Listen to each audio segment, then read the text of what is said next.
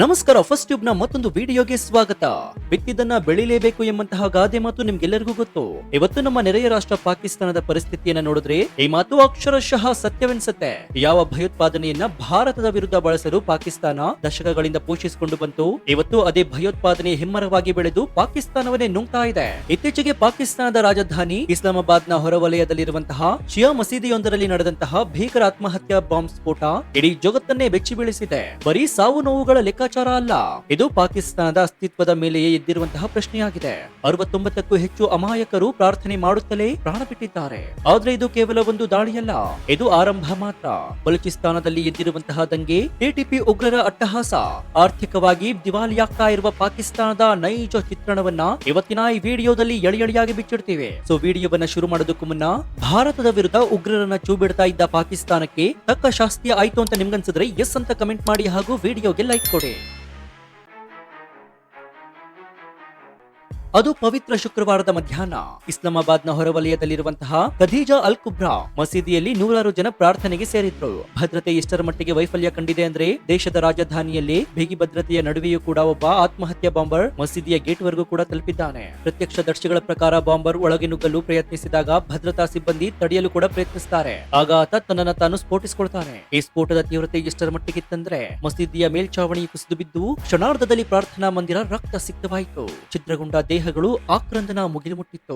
ಪಾಕಿಸ್ತಾನ ಸರ್ಕಾರ ಎಂದಿನಂತೆ ಇದನ್ನ ಹೇಡಿಗಳ ಕೃತ್ಯ ಅಂತ ಕರೆದು ಕೈಯನ್ನು ತೊಳೆದುಕೊಂಡಿದೆ. ಆದ್ರೆ ಗಮನಿಸಬೇಕಾಗಿರೋ ಅಂಶ ಏನಂದ್ರೆ ಈ ದಾಳಿಯ ಗುರಿ ಶಿಯಾ ಸಮುದಾಯವಾಗಿತ್ತು. ಪಾಕಿಸ್ತಾನದಲ್ಲಿ ಶಿಯಾ ಮುಸ್ಲಿಮರ ಮೇಲೆ ದಾಳಿ ಹೊಸದೇನಲ್ಲ, ಆದ್ರೆ ರಾಜಧಾನಿಯಲ್ಲಿ ಇಂತಹದ್ದೊಂದು ಘಟನೆ ನಡೆದಿರುವುದು ಪಾಕ್ ಸೇನೆ ಮತ್ತು ಐಸಿಸ್ ನ ವೈಫಲ್ಯವನ್ನ ಎತ್ತಿ ತೋರಿಸ್ತಾ ಇದೆ. ಇನ್ನು ಇಲ್ಲಿನ ವಿಪರ್ಯಾಸವನ್ನ ನೋಡಿ. ಭಾರತದಲ್ಲಿ ಉಗ್ರರು ದಾಳಿ ಮಾಡಿದಾಗ ಸಂಭ್ರಮಿಸ್ತಾ ಇದ್ದ ಪಾಕಿಸ್ತಾನದ ಮಾಧ್ಯಮಗಳು ಇವತ್ತು ತಮ್ಮದೇ ದೇಶದಲ್ಲಿ ನಡೀತಾ ಇರುವಂತಹ ಈ ರಕ್ತಪಾತವನ್ನ ಮುಚ್ಚಿಡಲು ಹೆಣಗಾಡ್ತಾ ಇವೆ. ಪೇಮ್ರಾ ಪಾಕಿಸ್ತಾನದ ಮಾಧ್ಯಮ ನಿಯಂತ್ರಣ ಸಂಸ್ಥೆ ಸ್ಫೋಟದ ದೃಶ್ಯಗಳನ್ನು ಪ್ರಸಾರ ಮಾಡದಂತೆ ಟಿವಿ ಚಾನೆಲ್ಗಳಿಗೆ ನೋಟಿಸ್ ಅನ್ನು ನೀಡಿದೆ. ಜಗತ್ತಿಗೆ ತಮ್ಮ ಮಾನ ಹರಾಜಾಗಬಾರದು ಎಂಬಂತಹ ಉದ್ದೇಶ ಇವರದ್ದು. ಇನ್ನು ಸ್ನೇಹಿತರೆ, ಇಸ್ಲಾಮಾಬಾದ್ ಬಾಂಬ್ ಸ್ಫೋಟ ಒಂದು ಕಡೆಯಾದ್ರೆ ಪಾಕಿಸ್ತಾನದ ನೈಋತ್ಯ ಭಾಗದಲ್ಲಿರುವಂತಹ ಬಲೂಚಿಸ್ತಾನದಲ್ಲಿ ನಡೀತಾ ಇರುವುದು ಅಕ್ಷರಶಃ ಯುದ್ಧ. ಇಲ್ಲಿನ ಪ್ರಮುಖ ಪ್ರತ್ಯೇಕವಾದಿ ಸಂಘಟನೆ ಬಲೂಚಿಸ್ತಾನ್ ಲಿಬರೇಷನ್ ಆರ್ಮಿ ಇತ್ತೀಚೆಗೆ ಆಪರೇಷನ್ ಹಿರೋಫ್ ಎಂಬಂತಹ ಬೃಹತ್ ಕಾರ್ಯಾಚರಣೆಯನ್ನು ನಡೆಸಿತು. ಇದು ಹಿಂದಿನ ದಾಳಿಗಳಂತಲ್ಲ, ಏಕಕಾಲಕ್ಕೆ 12ಕ್ಕೂ ಹೆಚ್ಚು ನಗರಗಳಲ್ಲಿ ಪೊಲೀಸ್ ಠಾಣೆಗಳು, ಸೇನಾ ಶಿಬಿರಗಳು ಮತ್ತು ಹೆದ್ದಾರಿಗಳನ್ನು ಟಾರ್ಗೆಟ್ ಮಾಡಿ ದಾಳಿಯನ್ನು ನಡೆಸಲಾಯಿತು. ಪಿಎಲ್ಎ ಹೇಳಿಕೊಂಡಿರುವ ಪ್ರಕಾರ ಈ ಕಾರ್ಯಾಚರಣೆಗಳು ಅವರು 200ಕ್ಕೂ ಹೆಚ್ಚು ಪಾಕಿಸ್ತಾನಿ ಸೈನಿಕರನ್ನ ಹತ್ಯೆ ಮಾಡಿದ್ದಾರೆ. ಪಾಕಿಸ್ತಾನ ಸರ್ಕಾರ ಈ ಸಂಖ್ಯೆಯನ್ನ ಮುಚ್ಚಿಡ್ತಾ ಇದೆ.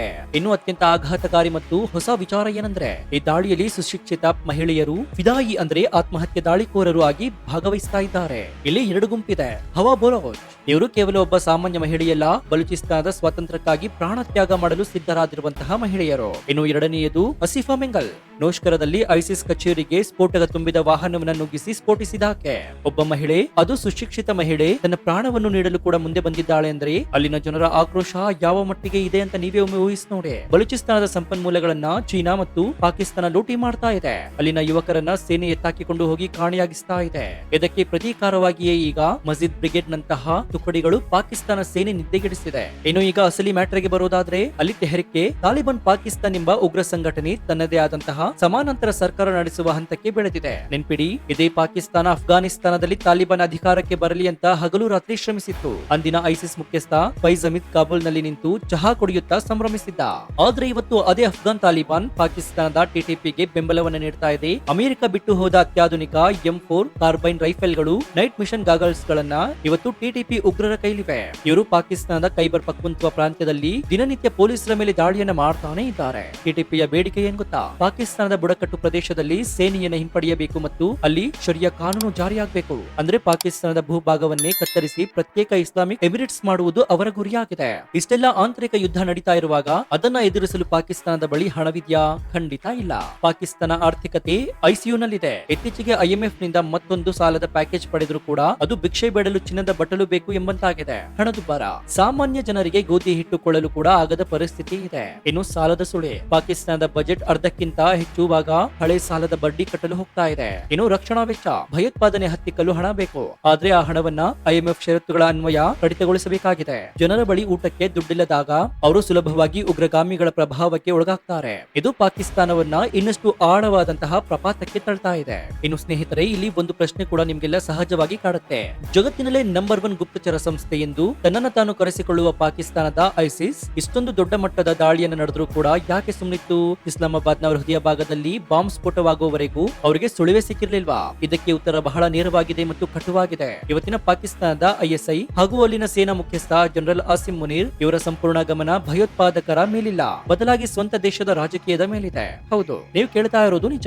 ಕಳೆದ 2 ವರ್ಷಗಳಿಂದ ಪಾಕಿಸ್ತಾನದಲ್ಲಿ ನಡೀತಾ ಇರುವ ರಾಜಕೀಯ ನಾಟಕ ನಿಮ್ಗೆಲ್ಲ ಗೊತ್ತೇ ಇದೆ. ಮಾಜಿ ಪ್ರಧಾನಿ ಇಮ್ರಾನ್ ಖಾನ್ ಜೈಲಿನಲ್ಲಿದ್ದಾರೆ. ಅವರ ಪಕ್ಷಗಳನ್ನ ನಿರ್ನಾಮ ಮಾಡಲು ಸೇನೆ ಹಗಲು ರಾತ್ರಿ ಎನ್ನದೇ ಕೆಲಸ ಮಾಡ್ತಾ ಇದೆ. ISI ನ ಪ್ರತಿಯೊಬ್ಬ ಏಜೆಂಟ್ ಕೂಡ ಇಮ್ರಾನ್ ಖಾನ್ ಬೆಂಬಲಿಗರು ಎಲ್ಲಿದ್ದಾರೆ, ಯಾರು ಟ್ವೀಟ್ ಮಾಡ್ತಾ ಇದ್ದಾರೆ, ಯಾರನ್ನ ಜೈಲಿಗೆ ಹಾಕಬೇಕು ಎನ್ನುವುದರಲ್ಲೇ ಬ್ಯುಸಿಯಾಗಿದ್ದಾರೆ.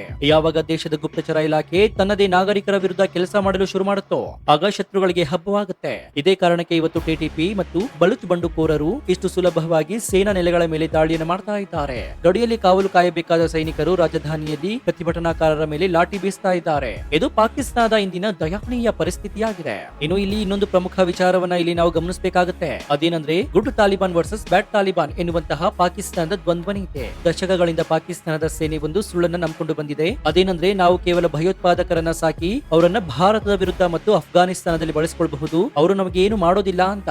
ಆದ್ರೆ ಹಾವಿಗೆ ಹಾಲು ಕುಡಿಸಿದ್ರು ಕೂಡ ಅದು ಎಂದಾದ್ರೂ ಒಂದು ದಿನ ಕಚ್ಚೆ ಕಚ್ಚುತ್ತೆ. ಇವತ್ತು ಅಫ್ಘಾನಿಸ್ತಾನದಲ್ಲಿ ತಾಲಿಬಾನ್ ಅಧಿಕಾರವಿದೆ, ಆದ್ರೆ ಪಾಕಿಸ್ತಾನ ಅಂದುಕೊಂಡಂತೆ ಅವರು ಇವರ ಮಾತನ್ನ ಕೇಳ್ತಾ ಇಲ್ಲ. ಬದಲಾಗಿ ತಮ್ಮ ಸಹೋದರರಾದ TTP ಉಗ್ರರಿಗೆ ನೀವು ತೊಂದರೆ ಕೊಡಬೇಡಿ ಅಂತ ಪಾಕಿಸ್ತಾನಕ್ಕೆ ಧಮಕಿಯನ್ನ ಹಾಕ್ತಾ ಇದ್ದಾರೆ. ಇವತ್ತು ಪಾಕಿಸ್ತಾನದ ಸೇನೆಗೆ ಅತ್ತ ದಾರಿ ಇತ್ತ ಪುಲಿ ಎಂಬಂತಾಗಿದೆ. ಒಂದ್ ಕಡೆ ಭಾರತ ಗಡಿ ಭದ್ರವಾಗಿದೆ, ಅಲ್ಲಿ ನುಸುಳಲು ಸಾಧ್ಯವಾಗ್ತಾ ಇಲ್ಲ.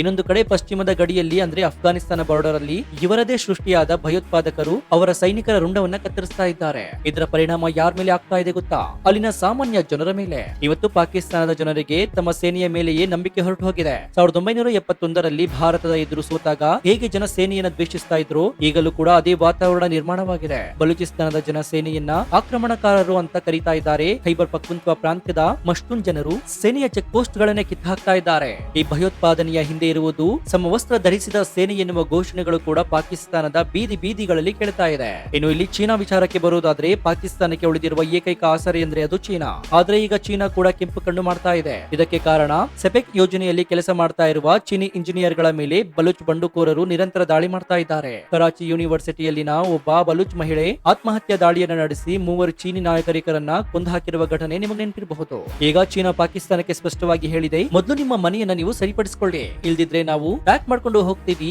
ಒಂದು ವೇಳೆ ಚೀನಾ ಕೈ ಬಿಟ್ರೆ ಪಾಕಿಸ್ತಾನದ ಆರ್ಥಿಕತೆ ವೆಂಟಿಲೇಟರ್ ಮೇಲಿಂದ ನೇರವಾಗಿ ಶವಾಗಾರಕ್ಕೆ ಹೋಗುವುದು ಖಚಿತ. ಹೀಗಾಗಿ ಇಂದಿನ ರಕ್ತಪಾತಕ್ಕೆ ಕೇವಲ ಬಾಂಬ್ ಬಿಟ್ಟ ಭಯೋತ್ಪಾದಕರು ಮಾತ್ರ ಕಾರಣವಲ್ಲ. ದಶಕಗಳಿಂದ ದ್ವೇಷದ ರಾಜಕಾರಣ ಮಾಡಿದ ಭಯೋತ್ಪಾದನೆಯನ್ನೇ ಬಂಡವಾಳ ಮಾಡಿಕೊಂಡ ಪಾಕಿಸ್ತಾನದ ರಾವಲ್ಪಿಂಡಿ ಜನರಲ್ಗಳು ಇದಕ್ಕೆ ನೇರ ಹೊಣೆಯಾಗಿದ್ದಾರೆ. ಇತಿಹಾಸ ಕಲಿಸುವ ಪಾಠವನ್ನ ಕಲಿಯದಿದ್ರೆ ಇತಿಹಾಸವೇ ಅವರಿಗೆ ತಕ್ಕ ಪಾಠವನ್ನ ಕಲಿಸುತ್ತೆ ಎಂಬುದಕ್ಕೆ ಪಾಕಿಸ್ತಾನವೇ ಒಂದು ದೊಡ್ಡ ಉದಾಹರಣೆಯಾಗಿದೆ. ಸೊ ಒಟ್ಟಾರೆಯಾಗಿ ಹೇಳೋದಾದ್ರೆ ಇದು ಭಾರತಕ್ಕೆ ಏನ್ ಪಾಠ ಕಲಿಸುತ್ತೆ ಗೊತ್ತಾ? ಭಾರತ ಜಾಗತಿಕ ವೇದಿಕೆಯಲ್ಲಿ ವಿಶೇಷವಾಗಿ IMF ಮತ್ತು ವಿಶ್ವಸಂಸ್ಥೆಯಲ್ಲಿ ಪಾಕಿಸ್ತಾನಕ್ಕೆ ಸಿಗುವ ಹಣ ಭಯೋತ್ಪಾದನೆಗೆ ಬಳಕೆಯಾಗ್ತಾ ಇದೆ ಅಂತ ಎಚ್ಚರಿಕೆಯನ್ನು ನೀಡ್ತಾ ಇದೆ. ಪಾಕಿಸ್ತಾನ ಈ ಸ್ಥಿತಿಗೆ ಕಾರಣ ಕರ್ಮ. ಮುಂಬೈ ದಾಳಿ, ಪುಲ್ವಾಮಾ ದಾಳಿಯನ್ನ ಮಾಡಿದಾಗ ಪಾಕಿಸ್ತಾನದ ಆಡಳಿತ ವರ್ಗ ನುಗ್ಗಿತ್ತು. ಇವತ್ತು ಅದೇ ಬೆಂಕಿ ಅವರ ಮನೆಯನ್ನ ಸುಡ್ತಾ ಇದೆ. ಸೊ ಪಾಕಿಸ್ತಾನ ಛಿದ್ರವಾಗುವ ಹಾದಿಯಲ್ಲಿದೆ. ಒಂದ್ ಕಡೆ ಬಲೂಚಿಸ್ತಾನದ ಸ್ವಾತಂತ್ರ್ಯ ಹೋರಾಟ, ಇನ್ನೊಂದು ಕಡೆ TTPಯ ಇಸ್ಲಾಮಿಕ್ ಎಮಿರೇಟ್ಸ್ ನ ಕನಸು, ಮತ್ತೊಂದು ಕಡೆ ಆರ್ಥಿಕ ದಿವಾಲಿತನ. ಇದೆಲ್ಲದರ ನಡುವೆ ನಜ್ಜುಗುಜ್ಜಾಗ್ತಾ ಇರುವುದು ಅಲ್ಲಿನ ಜನಸಾಮಾನ್ಯರು. ಈ ರಕ್ತಪಾತ ಯಾವಾಗ ನಿಲ್ಲುತ್ತೆ ಅದಕ್ಕೆ ಉತ್ತರ ಇಲ್ಲ. ಆದ್ರೆ ಒಂದು ಮಾತಂತೂ ಸತ್ಯ, ನೆರೆಹೊರೆಯವರ ಮನೆಗೆ ಬೆಂಕಿ ಹಚ್ಚಲು ಹೋದ್ರೆ ಆ ಬೆಂಕಿಯ ಕಿಡಿ ನಮ್ಮ ಮನೆಗೂ ಕೂಡ ತಗುಲದೇ ಇರೋದಿಲ್ಲ. ಪಾಕಿಸ್ತಾನ ಇವತ್ತು ಆ ಬೆಂಕಿಯಲ್ಲಿ ಬೇಯ್ತಾ ಇದೆ. ಸೊ ಈ ಬಗ್ಗೆ ನಿಮ್ಮ ಅಭಿಪ್ರಾಯ ಏನು ಅಂತ ಕಮೆಂಟ್ ಮಾಡಿ ಹಾಗೂ ವಿಡಿಯೋಗೆ ಲೈಕ್ ಕೊಡಿ. ಜೊತೆಗೆ ನೀವು ಇನ್ನೂ ನಮ್ಮ ಚಾನೆಲ್ ಅನ್ನು ಸಬ್ಸ್ಕ್ರೈಬ್ ಮಾಡ್ಕೊಂಡಿಲ್ಲ ಅಂದ್ರೆ ಈ ಕೂಡಲೇ ಸಬ್ಸ್ಕ್ರೈಬ್ ಮಾಡ್ಕೊಂಡು ಪಕ್ಕದಲ್ಲಿರುವಂತಹ ಬೆಲ್ ಐಕಾನ್ ಅನ್ನು ಪ್ರೆಸ್ ಮಾಡಿ. ಇದರಿಂದ ನಾವು ಹಾಕುವ ಹೊಸ ವಿಡಿಯೋಗಳ ನೋಟಿಫಿಕೇಶನ್ ಮೊದಲು ನಿಮಗೆ ಸಿಗುತ್ತೆ. ಇದಾಗಿತ್ತು ಈ ಕ್ಷಣದ ವಿಶೇಷ. ನೋಡ್ತಾ ಇರಿ ಫಸ್ಟ್ ಟ್ಯೂಬ್ ಕನ್ನಡ. ಧನ್ಯವಾದ.